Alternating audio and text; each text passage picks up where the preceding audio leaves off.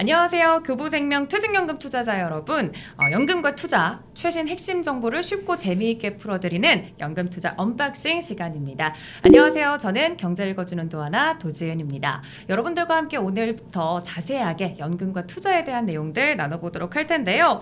올해 2025년 큰 뉴스가 있었습니다. 바로 트럼프 대통령이 4년 만에 백악관에 다시 복귀를 하면서 바야흐로 트럼프 2.0 시대가 시작이 됐습니다. 시작 전에 굉장히 마음을 다잡았습니다만 시작과 동시에 정말 여러 가지 이슈들이 터져 나오고 있는데요. 거기에 따라 시장에도 많은 변화가 예상이 됩니다. 그래서 오늘 2025년 1분기 투자 전략 짚어주실 구세주 두 분을 모셨습니다. 교보증권 박병창 이사님, 교보생명 양국진 투자파트장님 모셨습니다. 두 분 어서 오세요. 안녕하십니까. 네, 안녕하세요. 올해는 여러분들이 직접적으로 도움이 될 수 있는 그런 내용 위주로 여러분께 설명을 드리도록 노력을 좀 해보도록 하겠습니다. 네, 반갑습니다. 교보생명에서 퇴직연금 투자 컨설팅을 담당하고 있는 양국진이라고 합니다. 오늘 방송을 통해서 이런 불확실성이 높은 시대에는 어떻게 투자하면 좋을지, 또 어떤 종목 섹터에 투자하면 좋을지에 대해서 좀 정보를 전달드리고 또 여러분의 수익률을 높일 수 있도록 그렇게 노력하겠습니다. 네, 알겠습니다. 이렇게 두 분 모시고 오늘 이야기 나눠보도록 하겠습니다. 본격적으로 1분기 투자 전략 말씀드리기 전에 작년 2024년에는 어땠는지 먼저 돌아보고 이야기를 나눠보면 좋을 것 같습니다. 작년에는 사실 다사다난이라는 말로도 표현이 다 안 될 만큼 시장이 굉장히 버라이어티했는데요. 어떻게 정리를 좀 먼저 해볼까요? 2024년에 S&P 500의 연봉 차트인데요. 작년에 23% 올랐어요. 그 전해는 24% 올랐습니다. 그 주역에는 엔비디아가 있었고요. 엔비디아가 연간으로 171% 상승했습니다. 이제 중요한 핵심 포인트는 뭐냐면 작년에는 AI가 화두였는데 하드웨어 쪽이 화두였다. 올해는 지금 여러분 느끼시겠지만 소프트웨어 쪽으로 넘어갔습니다. 그쵸. 그것 때문에 이제 말씀을 좀 드리는 겁니다. 일본의 니케이 225는 19.2% 올랐고요. 대만은 28.4% 상승을 했습니다. 유로 스톡스 50은 8% 상승했고 독일 닥스도 18% 상승을 했어요. 우리 시장이 상대적으로 계속 약한 가운데 이유를 뭐라고 얘기했냐면 우리 시장은 중국하고 영향을 많이 받는다는 얘기를 많이 했습니다. 네. 중국이 금융완화 정책을 지난 하반기에 내면서 하반기에 부쩍 올라왔습니다. 그래서 연간으로는 중국 상해 종합 지수도 12.6% 상승을 했어요. 그런데 다음에 차트를 보시면 우리나라 코스피 차트는 마이너스 9.63%, 작년에 마이너스 9% 거의 10% 하락을 했어요. 네. 굉장히 좋지 않은 모습을 나타냈습니다. 여러 가지가 이유가 있겠지만은 일단 상반기에는 계속 올랐다가 하반기에 밀린 거거든요. 상반기에는 반도체 및 수출 성장 속에서 전반적으로 6월까지 상승을 했다가 7월 이후에 6개월 연속 하락을 했습니다. 특히 연말에 가서는 정치적 노이즈가 발생을 하면서 투자 심리가 위축되었다고 볼 수가 있겠습니다. 올해 연초 들면서는 상대적으로 해외 지수 대비 우리 시장이 선방하는 그런 모습을 보여주고 있다. 그렇게 정리하겠습니다. 네, 이사님께서 말씀을 해주셨던 것처럼 국내 상황이 굉장히 급변하면서 거기에 맞게 시장 전략을 좀 세웠던 한 해가 아니었나 싶습니다. 자, 그러면 퇴직연금 시장도 한번 보도록 할 텐데요. 파트장님, 퇴직연금 관련돼서는 적립금이 400조를 돌파했다, 뭐 이런 이야기도 있던데 퇴직연금 투자 시장은 한 해 동안 어땠나요?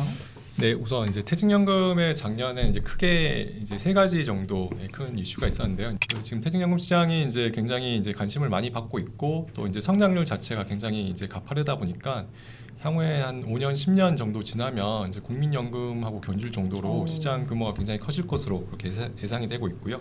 그리고 이제 두 번째 이제 저희가 주목하는 포인트는 작년에 이제 퇴직연금에서도 이제 투자가 이제 가능하거든요. 그래서 이제 기존에는 이제 공모 펀드를 이제 중심으로 많이 이제 투자를 하셨는데 작년에 어떤 상품 트렌드를 보면 아무래도 이제 TDF 상품 또 ETF 상품이 또 굉장히 투자자들의 많은 선택을 받았습니다. 그래서 퇴직연금 TDF 같은 경우에는 이미 이제 그 미국 같은 이제 선진국에서는 그 퇴직연금을 위한 거의 전용 상품으로 굉장히 보편화돼 있고 네. 한국도 이제 그 여러 운용사들이 이제 TDF에 사실 굉장히 집중하고 있거든요. 그래서 이제 그런 노력으로 많이 확대가 됐다. 그래서 TDF는 약 10조, 또 ETF는 약 20조 원 정도 규모로 좀 성장했다 볼 수 있을 것 같습니다.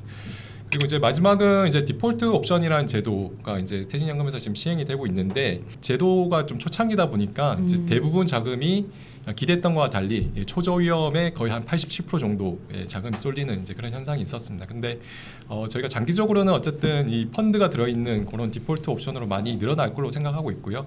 그래서 이제 향후에 이제 이 추이에 대해서는 조금 지켜봐야 될 것 같습니다. 네, 이렇게 작년 투자와 연금 시장 모두 정리를 좀 해봤는데요. 과연 2024년에 이어서 올해는 어떤 영향이 있을지 이야기를 좀 나눠보도록 하겠습니다. 일단 올해는 뭐니 해도 트럼프 이기가 시작됐다는 부분이에요. 우리 시장은 위로 굉장히 높게 보진 못하지만 굉장히 낮은 곳으로부터 출발한다. 이런 표현을 쓰는 게 가장 적절한 상황인 것 같아요. 그래서 상당히 저평가되어 있는 상황이기 때문에 아래로 많이 떨어질 그런 요인도 그렇게 많지는 않습니다.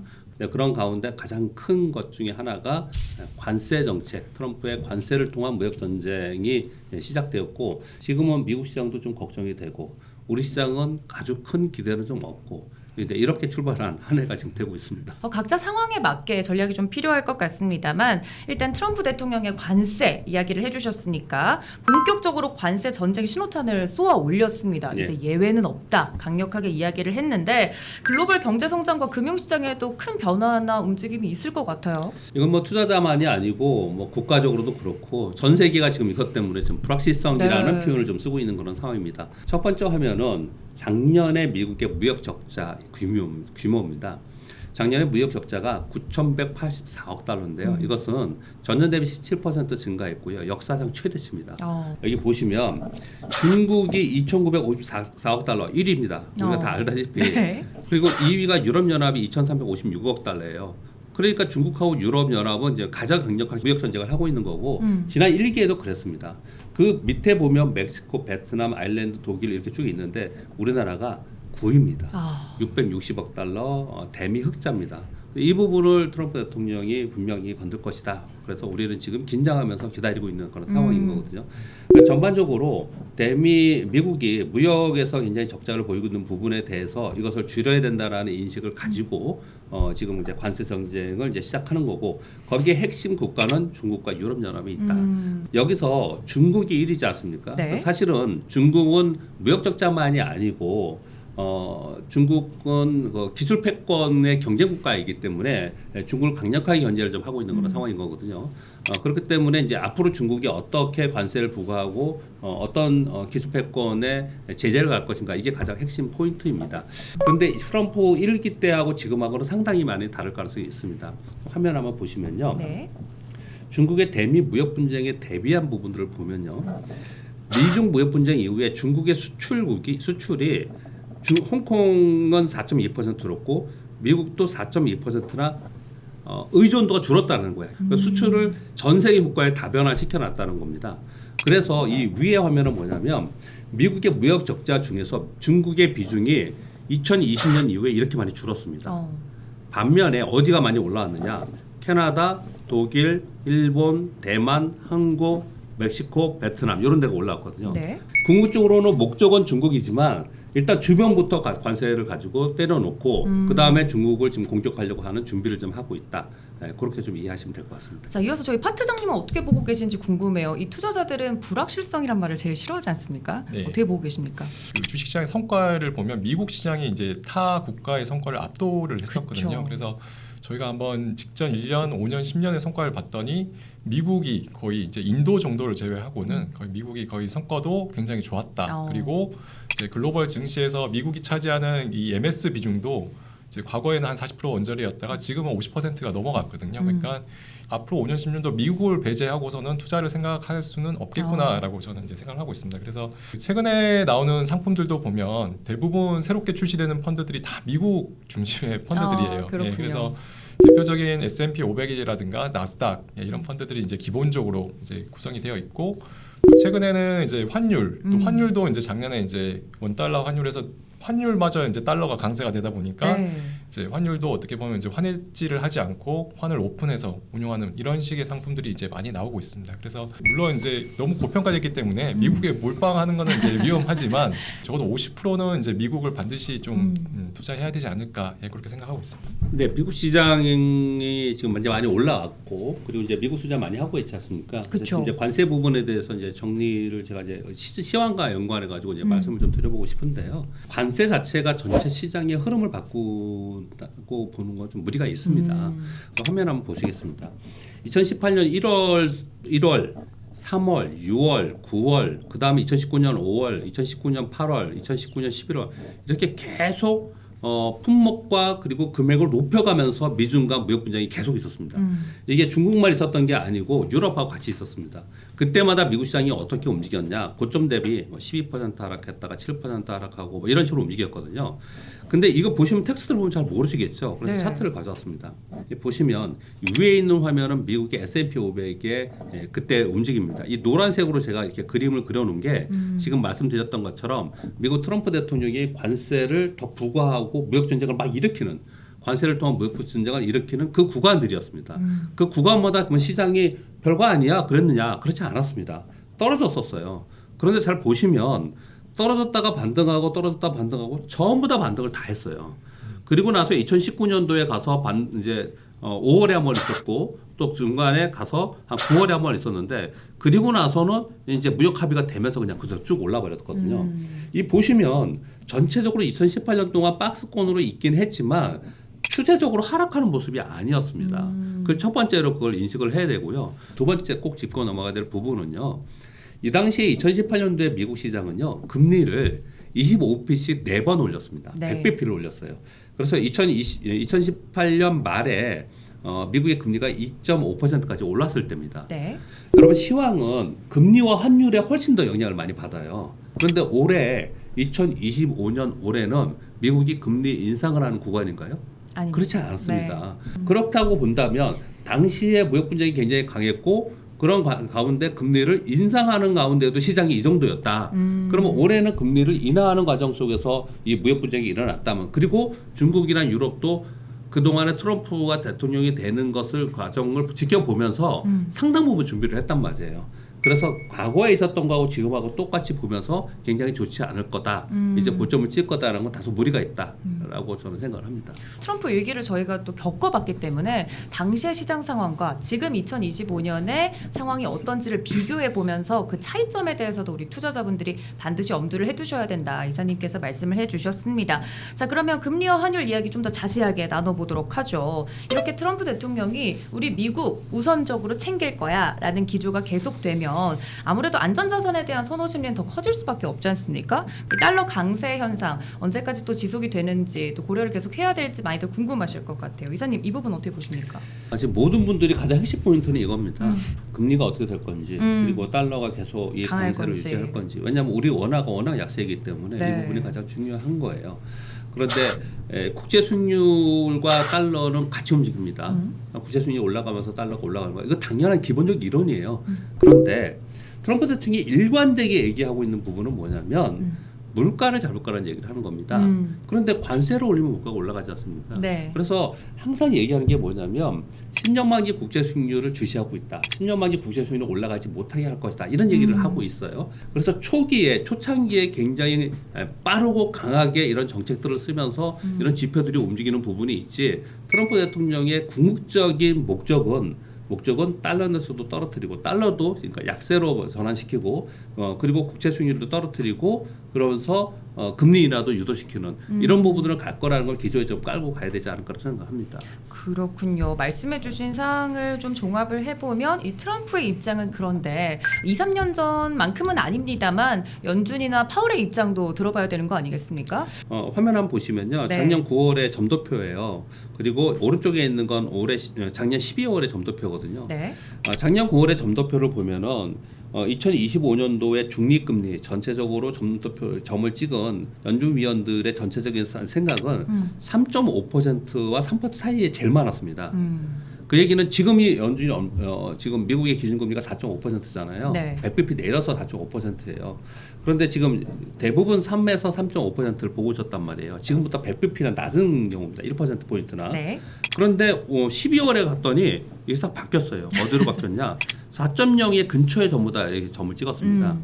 이 얘기는 지금 4.5%니까 한 두 차례 정도만 하면 되지 않을까라고 생각을 한 거거든요. 거기서 지금은 더 후퇴했어요. 금리가 여기서 더 가파르게 떨어지면서 전체적인 시장에 완화 정책이 되고 있지 않은 상황 속에서 시장이 여기서 가파르게 올라가면서 뭐 좋은 모습을 보일 거냐, 그렇게 보기에는 좀 어려운 상황으로 지금 금리 정책가 좀 되고 있습니다. 그렇군요. 파월 의장이 굉장히 또 신중한 입장을 보인 데에도 어느 정도 이해가 되는 부분입니다. 굉장히 복잡스러운 상황이 많네요, 이사님. 그러면 맞습니다. 네. 네. 장기적으로 그러면 미국의 국채 시장에도 영향을 주고 환율에도 영향을 주고 금리도 신경 써야 되고 굉장히 봐야 될 게 많은데 이게 기축통화 달러가 움직이면 다른 나라에도 직접적인 영향이 있지 않습니까? 그 다른 국가들 정책에도 영향을 미칠 것 같아요. 우리가 이제 전체적인 투자를 하실 때 단순화시키는 작업이 굉장히 중요해요. 그쵸. 그래서 제가 사전에 트럼프 대통령이 원래 추구하고자 하는 게 뭔가를 놓치지 말고 그리고 나서 지금 상황을 보자 이렇게 말씀을 드렸고요. 그리고 말로 하는 것보다는 차트를 이렇게 살펴보면은 그쵸. 지금이 어느 쯤이고 어떤 상황인지 좀 알 수가 있습니다. 환율 관련된 각 국가의 통화의 환율 차트를 몇 가지 보도록 하겠습니다. 네. 첫 번째 화면은 달러인데스입니다. 20년 이상의 장기 차트인데 이 장기적으로 달러인데스는 어디에 있었냐? 90과 100 사이에 있었습니다. 90과 100 사이에 있었는데 지금은 어느 정도가 있느냐? 2020년도에 금리를 막 급등 올릴 때 114까지 갔다가 지금 108에서 왔다 갔다 하고 있거든요. 네. 그럼 상당히 위에 있는 상황에 있죠. 이게 달러가 더 올라가서 지금 달러를 사야 되느냐? 이거는 정말로 굉장히 위기 상황이 된다든지 아니면은 트럼프 정책으로 관세 정책으로 인해서 미국으로만 계속 집중이 됐을 때 이런 일들이거든요. 그쵸. 그러니까 비정상적인 게 더 비정상적으로 가는 그런 상황이 돼야지만 달러가 더 올라갈 수 있는 부분이 있기 때문에 다소 무리가 있다라는 생각을 좀 가질 수가 있어요. 이 차트를 보면요. 그 다음은 유로화입니다. 네. 유로화는요 20년 내내 빠졌습니다. 유럽의 경기가 그만큼 좋지 않다는 거고, 그러면 유럽은 금리 인하를 계속하고 금리 인하를 한다는 얘기는 통화 가치가 계속 떨어질 거고, 그러니까 상대적으로 달러는 더 올라가는 모습이 계속 나타나는 거예요. 자, 그리고 나서 우리나라로 가겠습니다. 우리나라 보시면 2007년 글로벌 금융위기 맞고 그 이후에 지금 상황인데요. 지금 보시면 위기 때 발생되는 그런 상황까지 지금 우리 원화는 약세가 되고 있는 그런 상황이에요. 여기 지금 한국은행 총재가 뭐라고 얘기하고 있냐면 1,350원, 1,400원이 이제 누말 새로운 기준이 됐다. 이제 이게 새롭게 이제 우리가 받아들여야 되는 환율이 아니냐 이렇게까지 얘기하고 있는 그런 상황인 거거든요. 이런 상황이라면 우리나라 시장은 어떻겠습니까? 우리 시장은 더 벗어나지 못하고 거기에 그냥 갇혀 있는 그런 상황이 된 게 환율에서 그대로 보여주고 있는 상황이에요. 그런데 영원한 건 없어요. 그렇지 않습니다. 트럼프 대통령의 관세 정책이나 이런 부분들 때문에 이런 불확실성이 이걸 어떻게 만들지에 대해서는 두고 볼 일입니다. 당장의 이것들이 추세를 바꾸면서 움직일 수 있는 그런 상황은 분명히 아니라는 점을 우리가 인식을 하면서 전체 시황을 판단해야 될 것 같습니다. 네, 말씀해 주신 것처럼 단기간에 이 큰 방향성이나 추세가 바뀌기는 어렵기 때문에 이 달러 강세가 어떤 요인들 때문에 지금 형성이 되고 있고 움직임을 보이고 있는지 전반적으로 다른 통화나 국가 정책들을 통해서도 설명을 해드렸습니다. 이런 어려운 상황 속에서 저희 투자자분들은 어떤 부분을 중점적으로 봐야 될지 파트장님 어떤 부분을 저희가 봐야겠습니까? 말씀하신 것처럼 지금 상황이 굉장히 이제 네. 복잡하게 엮여 있다 보니까 사실 이제 투자자분들이 좀 굉장히 고민이 많으신 것 같아요. 특히나 그래서 금리와 관련해서 이제 기본적으로 제가 생각하는 부분은 어쨌든 이제 방향성 자체는 대부분 분들이 어쨌든 금리는 조금씩 이제 하향 안정화 될 것이다라고 얘기는 하는데 최근에 이제 파월의 의장의 이제 얘기도 있었지만 그 속도는 굉장히 느릴 것이다라고 얘기를 했어요. 여기서 이제 투자 아이디어를 하나 이제 조금 짚어보면 금리가 높다는 이 부분이 우리한테 이제 의미하는 바는 이제는 채권에 주목해야 된다라고 저는 이제 생각을 하거든요. 예. 특히 이제 작년에 놓고 보면 작년에 투자하셨던 분들 중에서 이제 국가는 미국을 아예 그냥 100% 정해놓고. 투자를 놓고 그것도 모자라서 그냥 업종을 이제 가장 핫한 업종을 이제 집중을 하셨던 게 작년에는 잘 통했어요. 그래서 작년에는 굉장히 수익을 많이 냈지만 지금은 이제 투자 전략을 새롭게 생각을 해본다면 이렇게 이제 수익을 높이는 방안보다는 내가 생각지 못했던 상황이 왔을 때 이 수익을 지킬 수 있는 이게 무엇일까를 고민하는 시점인 것 같습니다. 그래서 저는 이제 요 상황만 놓고 봤을 때는 채권에 주목해야 된다. 요거를 이제 먼저 좀 말씀을 드리고 싶고, 네. 그 환율 관련해서는 제가 한 가지만 좀 말씀을 드리면 이제 많은 분들이 예전에는 그냥 환해지를 기본으로 생각을 하셨는데 네. 이제는 이제 그런 환에 대한 이제 투자 개념도 조금 많이 생기셔서 이제 미국 주식이나 이런 거를 투자할 때는 기본은 이제는 환을 그냥 오픈해 놓고 예, 투자하는 거를 요즘은 많이들 선호를 하세요. 예, 그래서 확실히 이제 과거와 달리 이제는 이제 뭔가 S&P나 나스닥 투자할 때도 해지보다는 예, 언해지로 투자를 해서 그 미국이 어쨌든 계속해서 경기가 좋고 강세를 띠고 있으니 예, 요 흐름까지 같이 내가 가져가겠다. 예, 이제 이런 것들을 예, 투자 아이디어로 생각해 볼 수 있을 것 같습니다. 자, 그렇다면 조금 더 자세하게 이 핫한 섹터나 산업에 대해서 이야기를 좀 더 해보도록 하겠습니다. 트럼프 대통령이 취임한 후에 선언을 했죠. AI 산업 육성 정책 발표를 하면서 스타게이트라고 AI 관련 주식들이 이 이슈나 모멘텀으로 또 한 번 확 불타올랐었습니다.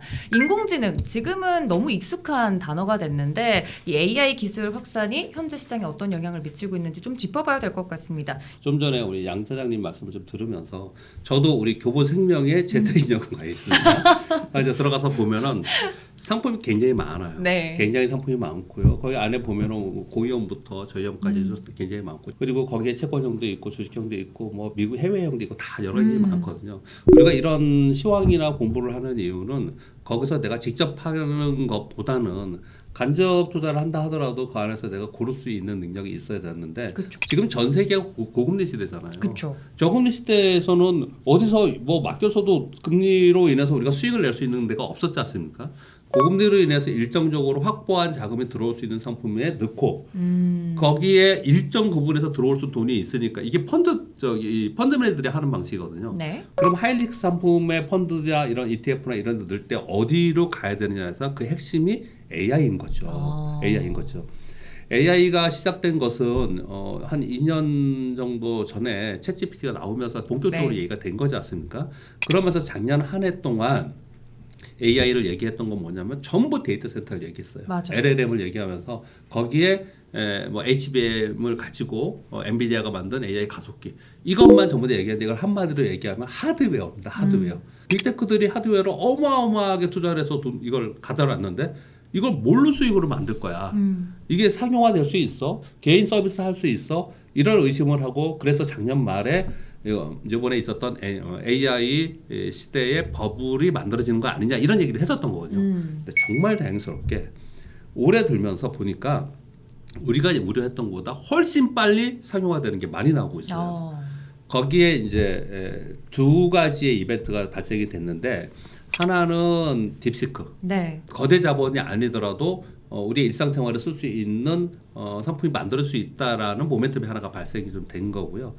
또 하나는 엔비디아의 대항마로 있었던 오픈 AI에서 샘 올트만이 이제 우리나라에 왔었습니다. 그렇죠. 와서 뭐라고 얘기를 하냐면, 실제로 이것을 구현해서 상품화할 수 있는 것들을 만들어보자 해서 카카오하고 협력하고 이런 얘기들을 좀 했어요. 그런 가운데 트럼프 대통령이 또 됐잖아요. 네. 지금 이제 올해는 뭐 트럼프 대통령이 화두입니다. 계속. 일단 초기 자금 1,000억 달러의 AI 인프라 스타게이트를 추진한다라고 하고 있습니다. 오픈 AI의 샘 올트만과 손정희 회장이 우리나라 왔죠. 삼성전자 이재용 회장을 만나고 갔습니다. 그리고 나서 뭘 했는지는 얘기 안 했지만 우리는 뻔히 알겠죠. 돈 투자해라라고 했겠죠. 그래서 지금 돈을 모으고 있는 상황이고, 그걸 가지고 데이터 센터를 지어가지고 앞으로 뭐 새로운 상품을 만들겠다 이 얘기를 계속 하고 있는 상황입니다. 이게 지금 현재 AI가 걸어가고 있는 길이고, 지금 거기에서 각광을 받고 있고, 주식시장에서도 여기에 관심을 많이 갖고 있는 단계에 있다. 네, 그렇게 말씀드리겠습니다. 정말 실생활에 정말 피부로 느낄 정도의 프로그램들이랑 소프트웨어들도 많이 나오고 있습니다만, 이 인간이 하는 수준까지 이 AI가 대체할 날도 진짜 머지 않았다 이런 이야기도 나오고 있는데, 네. 두 분 생각이 어떤지도 개인적으로 궁금해요. 이렇게까지 단계가 발전할 수 있을까요? 일단 저도 시황 강연에는 이렇게 갈 때 이렇게 얘기를 합니다. 전기차 전환과 에너지 혁명, 그리고 AI GPU를 통한 LLM, 그리고 우주항공, 그리고 자율주행, 로봇택시, 휴머노이드 로봇, 뭐 이런 거 얘기하잖아요. 우리 네. 맨날 들은 얘기지 않습니까? 그렇다면 그 안에서 우리가 선택을 할 때 이 워딩이 들어간 쪽으로 우리는 선택을 해야 된다. 이들의 집합체를 모아놓은 펀드, 이들의 집합체를 모아놓은 뭐 ETF도 펀드이지만 그런 것들을 가지고 우리가 지금 관심 있게 가져야 된다. 실제로 이제 그 전 세계에서 이 AI 관련된 분야에 투자하고 있는 그 금액을 보면 미국이 거의 압도적입니다. 사실은. 그쵸. 예, 미국 말고는 사실은 뭐 중국 정도가 사실 이제 정부 주도로 좀 투자를 하고 있는데 금액을 보면 거의 미국이 거의 60% 이상의 MS를 가져갈 만큼 투자 금액 자체가 훨씬 많아요. 그러다 보니까 이제 앞으로 AI와 관련된 모든 어떤 혁신적인 어떤 서비스 또 어떤 제품이나 이런 것들은 아무래도 이제 미국 기업에서 이제 나올 가능성이 높다라는 게 이제 저는 이제 첫 번째로 생각하는 부분이고요.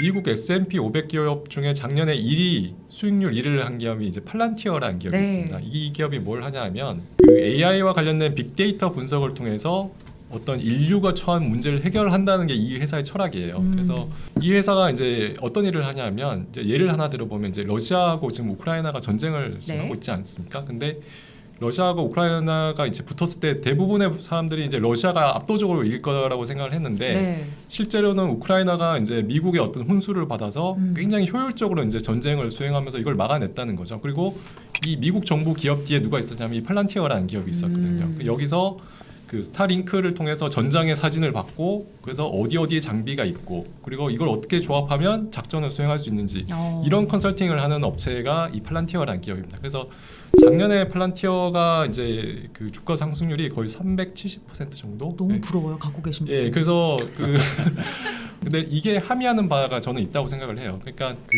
미국 월가에서 하는 중요한 얘기 중 뭐가 있냐면 금강이 발견되면 초반에는 곡괭이를 파는 사람이 돈을 벌지만 네. 나중에는 이 곡괭이를 갖고 금을 캐는 사람이 훨씬 많은 이익을 본다. 아. 이 얘기가 있어요. 그래서 지금 곡괭이를 파는 사람은 사실 엔비디아라고 볼 수 있고 이걸 들고 서로 저마다 이제 새로운 서비스나 이런 걸 개발하고 있잖아요. 그래서 저는 궁극적으로는 이제 이 AI에 대한 투자를 할 때 그런 이제 하드웨어 업체도 이제 물론 이제 수익을 낼 수 있겠지만 궁극적으로는 이걸 가지고 어떤 서비스나 이제 제품을 만드는 소프트웨어 업체에 더 주목을 해야 된다고 저는 생각합니다. 그래서 그 상품을 이제 보시면 네. 그 AI라고 묶여 있긴 하지만 네. 어떤 펀드는 보면 하드웨어 업체에만 거의 주로 투자하는 그런 펀드들도 있고 어떤 거는 조금 더 영역을 넓게 가져가서 그런 하드웨어뿐만 아니라 뭐 구글이라든가 아마존 뭐 이런 소프트웨어 기업까지 포함한 펀드들도 있거든요. 그래서 장기적으로 보면 이제 그런 소비자들한테 그런 시장 영향력이 있는 그런 이제 소프트웨어까지 포함된 그런 상품들을 좀 골라서 투자하는 게 좀 필요하다. 이제 그렇게 생각을 하고 있습니다. 앞으로는 두 분의 의견을 종합하면 소프트웨어 쪽으로 그 방향성이나 흐름이 자연스럽게 이어지지 않을까. 거기에 주로 투자하는 펀드 상품들도 여러분들이 AI라고 다 똑같은 거라고 보지 마시고 들어가셔서 좀 비율을 보셨으면 좋겠다. 네. 이렇게 말씀을 해드렸습니다.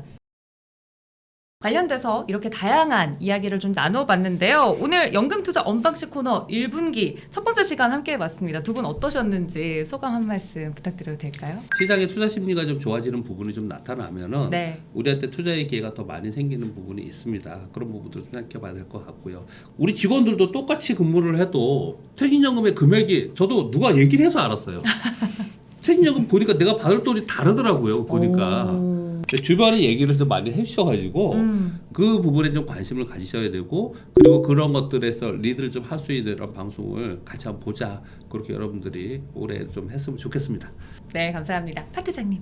저는 이제 퇴직연금에서 이제 투자 관련해서 이제 계속 말씀을 이제 드렸는데 이제 그런 것 같아요. 이제 시장이 이제 어렵든 이제 좋든 어쨌든 투자라는 건 계속 이어지고 맞아요. 뭐 이걸 이제 다 청산할 수는 없기 때문에 우리가 어떤 상황이 오든지 간에 버텨낼 수 있는 그런 이제 그런 투자에 대해서 좀 고민을 해야 되고 수익을 더 많이 내는 그런 해보다는 어쨌든 지금까지 벌어놓은 수익을 어떻게 하면 잘 지킬 수 있을지 거기에 대한 고민이 좀 더 많이 필요할 것 같고요. 이런 정보를 얻으시고 이제 그냥 아 좋다 이렇게 하지 마시고 실제로 계좌도 열어보시고 또 투자를 하셔서 한 5년 10년 후에는 네. 더 많은 이제 노후 자금을 좀 확보하셨으면 좋겠습니다. 네, 이렇게 두 분과 함께 봤습니다. 말씀해 주셨던 것처럼 퇴직을 했는데 받는 돈이 옆자리 친구와 다르면 저는 굉장히 배가 아플 것 같거든요. 그런데 그 준비를 지금부터 차근차근 해보셔야 된다는 말씀 다시 한번 강조드리면서 앞으로도 연금투자 이 언박싱에서 다양한 최신 정보와 투자 이야기들, 시장 상황들까지 정리해서 전달을 드리도록 할 테니까 앞으로도 많은 관심 부탁드리도록 하겠습니다. 그럼 2분기 언박싱에서 다시 인사드리겠습니다. 고맙습니다.